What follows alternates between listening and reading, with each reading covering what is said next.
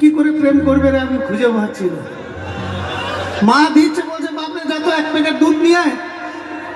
দুধ কিনবে কি ফোনে ব্যালেন্স মেরে নিয়েছে, বলছে মা দুধটা রেখেছিলাম কুকুর এসে ফাটিয়ে দিয়েছে। যেমন চিটে ঘুরে পিঁপড়ে করলে পিঁপড়ে নড়তে চড়তে পারে না। গোলে মালে বিড়ি করো না, গোলে মালে বিড়ি করো না।